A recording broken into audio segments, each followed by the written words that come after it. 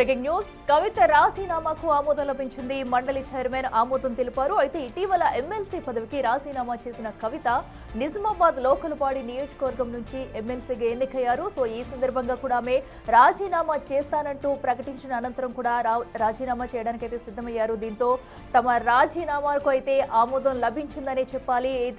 ఏదైతే అటు బీఆర్ఎస్ నుంచి బయటకు వచ్చిన తర్వాత జాగృతి అధ్యక్షురాలుగా కూడా ముందుకు కొనసాగుతున్నారు. సో ఇప్పటికే అటు ఎమ్మెల్సీ పదవికి కూడా తనైతే బయటకు వచ్చేసిన తర్వాత సో ఇప్పుడు రాజకీయ వర్గాల్లో తీవ్రమైన చర్చ నడుస్తుంది. అసలు కవిత ఎలాంటి అడుగుజాడల్లో బయటకు వెళుతుంది, ఏ విధంగా ముందుకెళ్తుంది అనేది కూడా అందరిలో ఒక ఉత్కంఠ అయితే నెలకొంది. సో ఈ నేపథ్యంలో కూడా రాజీనామా చేయడానికి సిద్ధపడడంతో కూడా రాజీనామా చేసింది. దీనికైతే ఆమోదం లభించిందని చెప్పాలి. మండలి చైర్మన్ అయితే కవిత రాజీనామాకైతే ఆమోదం తెలిపారు.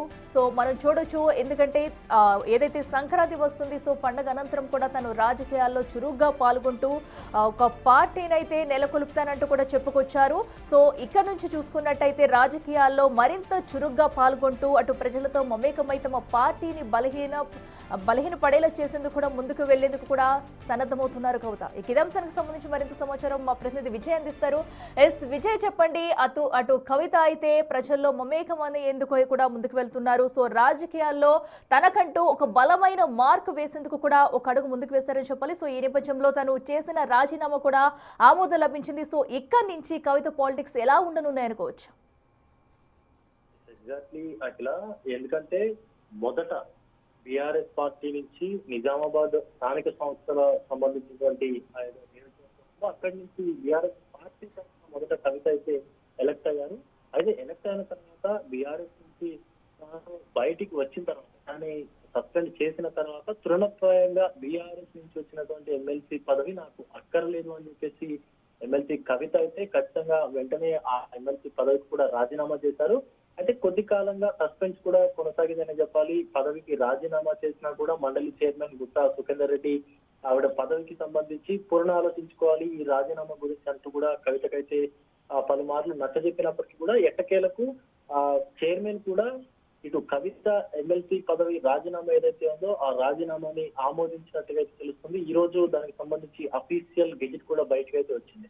అయితే ఇంతకు ముందు బీఆర్ఎస్ నుంచి బయటకు వచ్చిన తర్వాత బీఆర్ఎస్ నుంచి ఏదైతే సంక్రమించిందో ఎమ్మెల్సీ పదవి, ఆ పదవి అడ్డు పెట్టుకొని తాను ఇలా మాట్లాడుతుంది అంటూ కూడా అటు ప్రతిపక్ష పార్టీ అయినటువంటి బీఆర్ఎస్ కూడా మాట్లాడుకొచ్చింది. కానీ ఇప్పుడు బీఆర్ఎస్ పార్టీ నుంచి బయటకు వచ్చింది, ఆవిడ సభ్యత్వంని రద్దు చేసుకున్నది పార్టీకి సంబంధించి. ఇప్పుడు ప్రధానంగా ఎమ్మెల్సీ పదవి ఏదైతే ఉందో అది కూడా రాజీనామా ఆమోదించబడింది. కాబట్టి ఇక నుంచి కవితకు సంబంధించినటువంటి ప్రతి రాజకీయ ఎత్తుగడ అనేది కొంత స్పెషల్ గా ఉంటుందని చెప్పాలి. రాష్ట్ర రాజకీయాల్లో కవితకు సంబంధించినటువంటి అంశం అయితే ఇక నుంచి మున్ముందు రాజకీయాల్లో మరింత స్పెషల్ గా మారేటువంటి అవకాశం కూడా కనిపిస్తుంది. ఎందుకంటే ఇటీవల ఈ రోజు కూడా ఆవిడ మొత్తం స్టేట్ క్యాడర్ ఎక్కడైతే రాష్ట్ర కార్యవర్గ సభ్యులు ఉన్నారు, సుమారుగా 200 మంది సభ్యులతోటి ముఖ్య నాయకులతోటి ఆవిడ ఈ రోజు సమావేశాన్ని కూడా ఏర్పాటు చేస్తున్నారు.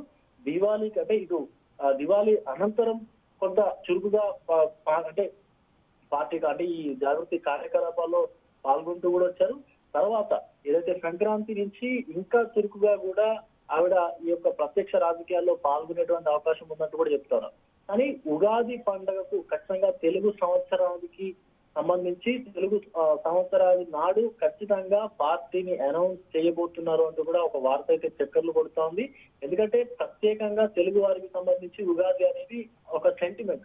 సో ఆ రోజున ఖచ్చితంగా పార్టీని అనౌన్స్ చేసే విధంగా కూడా కార్యాచరణ ఇప్పటికే కవిత మొదలు పెట్టినట్టు కూడా తెలుస్తోంది. అందుకోసం మరొకసారి కూడా పూర్తి స్థాయి కార్యవర్గ సమావేశాన్ని ఏర్పాటు చేసుకొని ఆ సమావేశంలో పార్టీకి సంబంధించినటువంటి గుర్తు ఏది ఉంటే బాగుంటుంది అంటే మొదటి నుంచి కూడా బతుకమ్మకు సంబంధించినటువంటి ఏదైతే చిహ్నం ఉందో ఆ చిహ్నంతోటే గుర్తుతోటే కవిత కూడా బయటకు వచ్చారు. జాగృతి సంస్థను నెలకొల్పిన తర్వాత కూడా బతుకమ్మని ముందు అంటే తన ముందుకు తీసుకెళ్లేటువంటి విధంగా కూడా ప్రజల్లోకి కవిత వెళ్ళారు.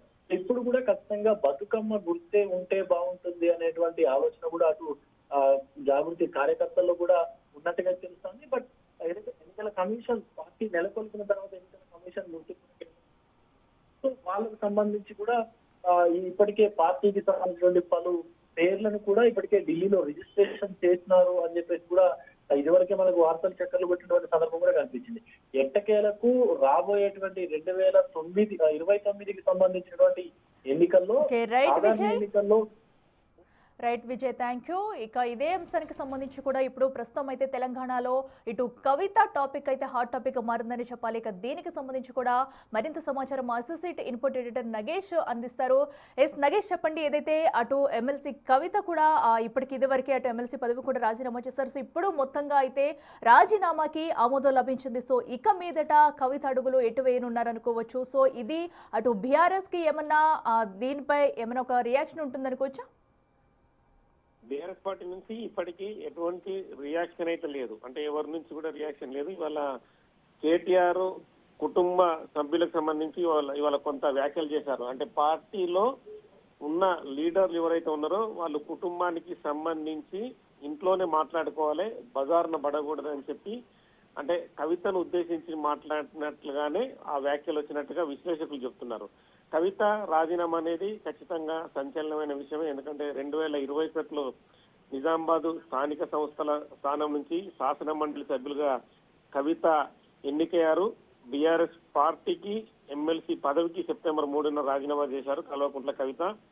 సోమవారం కౌన్సిల్లో ప్రసంగించి తన రాజీనామాని ఆమోదించాలని చెప్పి మండలిలో డైరెక్ట్ గానే మండలి చైర్మన్ గుత్తా సుఖేందర్ రెడ్డిని అడిగారు. అంటే నిన్న అడిగిన తర్వాత ఇవాళ రాజీనామాని నోటిఫికేషన్ జారీ చేస్తూ లెజిస్లేటివ్ సెక్రటరీ ఇవాళ నోటిఫికేషన్ జారీ చేశారు. అంటే మొత్తానికైతే కవిత అడుగులు కొత్త పార్టీ వైపుగా వెళ్తున్నట్టుగా అర్థమవుతుంది. ఆమె నిన్న శాసన మండలిలో తన పార్టీ పైన, తనను కుటుంబం నుంచి వెళ్ళగొట్టిన తీరు పైన తీవ్రమైన విమర్శలు చేశారు. అందులో తను చేసిన పనులు, బీఆర్ఎస్ పార్టీకి తను మొదటి నుంచి వెన్నుదండుగా ఉన్న వ్యవహారాలన్నింటినీ కూడా ఏకరువు పెట్టారు.